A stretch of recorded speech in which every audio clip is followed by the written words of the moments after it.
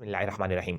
Dear students, आज की video में हमने ये सीखना होगा कि अगर हमारे पास दो इक्वेशंस आ जाएं और उनमें दो वेरिएबल इस्तेमाल हो रहे हों एक्स और वाई, और हम अगर उसको इन्वर्जन मेथड से सॉल्व करना चाहें तो इन्वर्जन मेथड से इन इक्वेशंस को कैसे सॉल्व किया जाएगा। हम कोशिश करेंगे कि एक आसान आसान अंदाज में और एक शॉर्ट वीडियो में आपको ये लेक्चर समझाया जाए, लिहाजा वीडियो को एंड तक जरूर देखिए। शुरू करते हैं इसका मेथड। मैंने सोल्यूशन में एक स्टेटमेंट लिखी है कि right the given equations in matrices form. यानी अगर आपको इन्वर्जन मेथड से इसको सॉल्व करना है तो फर्स्ट ऑफ ऑल इन दोनों इक्वेशंस को आपने लिखना होगा मैट्रिसेस की शेप में। अब मैट्रिसेस की शेप में कैसे कन्वर्ट किया जाएगा? लेफ्ट साइड पर दो स्क्वायर ब्रैकेट बनानी है। पहली स्क्वायर ब्रैकेट में दो रोज और दो कॉलम होनी चाहिए, दूसरी स्क्वायर ब्रैकेट में दो रोज और एक कॉलम, और इक्वल के बाद की स्क्वायर ब्रैकेट में एक कॉलम और दो रोज होनी चाहिए। अब यहां पे वैल्यूज कैसे पुट करेंगे?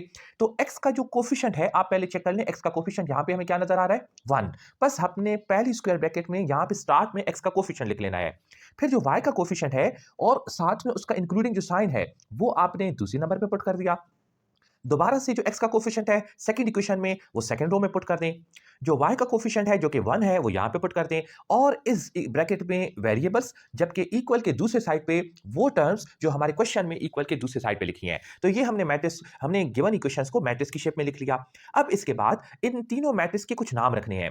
जो पहली मैट्रिक्स होगी उसको आप मैट्रिक्स ए से रिप्रेजेंट कर लें, वेरिएबल वाली मैट्रिक्स को मैट्रिक्स एक्स का नाम दे दें, और इक्वल के बाद वाली टर्म्स को मैट्रिक्स बी का नाम दे दें। अब उसके बाद अगर हम x को यहां पे छोड़ दें और मैट्रिक्स ए को लेफ्ट साइड से टर्न करके राइट साइड पे ले जाएं, तो इसकी जो अपनी पावर है वो तो 1 है। जब वो राइट हैंड साइड पे चला जाएगा तो ये बन जाएगा ए इनवर्स और साथ में आ जाएगा बी। तो x हमें फाइंड करना था, वेरिएबल हमें चाहिए थे, बस हमने मैट्रिक्स ए को लेफ्ट साइड से रिप्लेस करके राइट साइड पे लिख लिया, जिसकी वजह से ये बन गया ए इनवर्स। अब आपको मैट्रिक्स में सिखाया जाता है कि ए इनवर्स का एक शॉर्ट सा फार्मूला है 1 बाय डिटर्मिनेंट ऑफ ए, और यहां पे ऊपर लिखा जाता है एडजॉइंट ऑफ ए, और इस सब के बाहर क्या लिखा हुआ है? बी। बस हमने ए इनवर्स की जगह पर ए इनवर्स का फार्मूला पुट कर लिया, 1 by determinant of A into adjoint of A, और मल्टीप्लाई किससे करेंगे? बी से। अब हम अलग से पहले डिटर्मिनेंट ऑफ ए फाइंड करते हैं। ए कहां है? ए के जो नंबर है वो यहां पे लिखे हुए हैं, इसको हमने मैट्रिक्स ए कहा था। तो अब इसको डिटर्मिनेंट की शेप में जब लिखेंगे तो यह आ जाएगा 1 -2 3 और साथ साथ 1। अब डिटर्मिनेंट कैसे सॉल्व होता है? तो फर्स्ट डायगोनल को आपस में मल्टीप्लाई करें, सेकंड डायगोनल को आपस में मल्टीप्लाई करें, और बीच में इनके माइनस का साइन लगा लें। बस यहां से रिजल्ट निकलेगा 1 क्रॉस 1 माइनस 3 क्रॉस -2। तो इसका आंसर आया 1, माइनस और माइनस मल्टीप्लाई होकर प्लस हो गए 1 + 6, यानी डिटर्मिनेंट ऑफ ए का आंसर आया है 7 की इक्वल। अगर ये डिटर्मिनेंट 0 आ जाए तो आपने कहना है कि इसका सॉल्यूशन सेट पॉसिबल नहीं है, लिहाजा यहां पे तो हमारा जो डिटर्मिनेंट ऑफ ए आया है वो 7 आया है, ये 0 की इक्वल नहीं है। इस इन मैट्रिक्स का सॉल्यूशन सेट पॉसिबल है।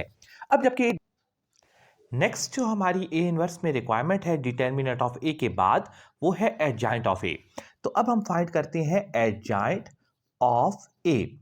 जैसा कि मैंने शुरू में क्लियर किया था कि ये जो हमारा स्टार्ट में मैट्रिक्स लिखा हुआ है इसको हमने मैट्रिक्स ए कहा था। अब इसी का एडजॉइंट फाइंड करना है। तो एडजॉइंट के लिए ये जो आपके पास फर्स्ट डायगोनल होगा इसकी पोजीशन को चेंज कर लें।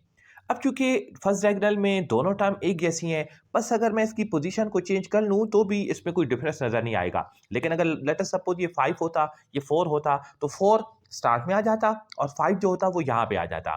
फिर ये जो सेकंड डायगोनल है जिसमें -2 और 3 लिखा हुआ है, आपने इनके साइन को चेंज करना है। बस अगर हम -2 का साइन चेंज कर लें तो +2 हो गया, +3 का साइन चेंज कर लें तो वो हो जाएगा -3। तो एडजॉइंट ऑफ ए भी कंप्लीट हो गया, डिटर्मिनेंट ऑफ ए भी कंप्लीट हो गया। अब हमारे पास जो x की इक्वेशन थी जिसको मैं नाम दे देता हूं इक्वेशन 1, इस इक्वेशन में डिटर्मिनेंट ऑफ ए को रिप्लेस करते हैं 7 से, एडजॉइंट ऑफ ए को रिप्लेस करते हैं इस मैट्रिक्स से, जबकि b को रिप्लेस करते हैं यहां पे जो टर्म लिखी है, ताकि रिक्वायर्ड आंसर x का फाइंड आउट हो जाए। तो लेते हैं जी, putting all these values in equation 1।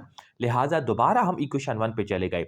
x equal to 1 by determinant of A था, बस हमने डिटर्मिनेंट ऑफ ए को लिख लेना है 7। ऊपर है एडजॉइंट ऑफ ए, तो एडजॉइंट ऑफ ए हमने फाइंड किया हुआ है 1 2 -3 और साथ साथ 1। उसके साथ जो मजीद लिखा हुआ था x के फार्मूले में वो था b। तो b की जगह पर हमने ये जो टर्म्स हैं 1 और 10 इनको पुट कर लेना है। बस हमारा b का नंबर आ गया 1 और साथ साथ क्या आ गया? 10।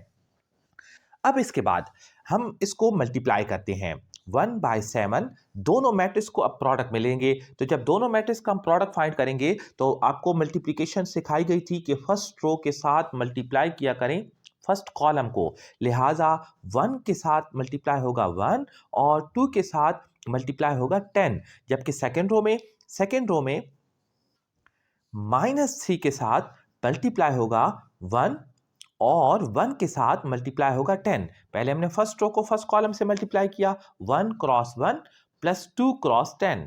फिर सेकंड रो को कॉलम से मल्टीप्लाई किया -3 cross 1 plus 1 cross 10। First term जो होती है वो टॉप वाले एलिमेंट से रो की और सेकंड टर्म रो की बॉटम वाले एलिमेंट से मल्टीप्लाई होती है।